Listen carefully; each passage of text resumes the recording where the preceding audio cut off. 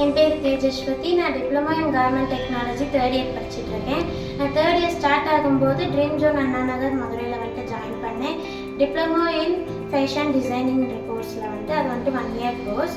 So நான் TN skills காம்படிஷனில் register பண்ணி போனப்போ எனக்கு லெவல் வைஸ் எக்ஸாம்ஸ் வச்சாங்க. லெவல் 1ல் வந்துட்டு எம்சிக்யூ மாதிரி கேட்டிருந்தாங்க. அங்கே வந்துட்டு எல்லாமே டெக்னிக்கலாக கேட்டிருந்தாங்க.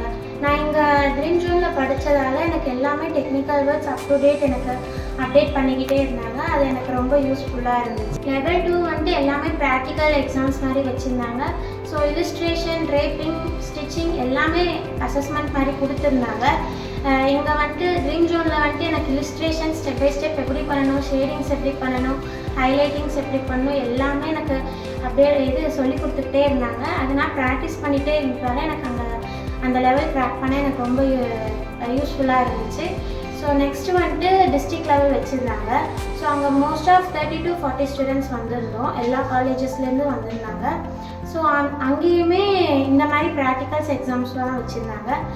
அந்த லெவலுமே நான் க்ராக் பண்ணிட்டேன். நெக்ஸ்ட் வந்துட்டு ஸ்டேட் லெவல் வச்சுருந்தாங்க. ஸோ தமிழ்நாட்டிலேருந்து நாங்கள் 2 பேர் வந்துட்டு 5 பேர் வந்துட்டு நாங்கள் கலந்துக்கிட்டோம். அதில் வந்துட்டு ட்ரைனிங் 1 week ட்ரைனிங் வச்சு எக்ஸாம்ஸ் வச்சாங்க. ஸோ அந்த லெவலில் வந்துட்டு நான் செகண்ட் வந்திருக்கேன், சில்வர் வாங்கியிருக்கேன். நெக்ஸ்ட் டெப்டி சிஎம் சார் வந்துட்டு எல்லாருக்குமே மெடல்ஸ் அண்ட் சர்டிஃபிகேட்ஸ் கொடுத்தாங்க. ஸோ அதோட 10,000 rupees அமௌண்ட்டும் கொடுத்துருக்காங்க.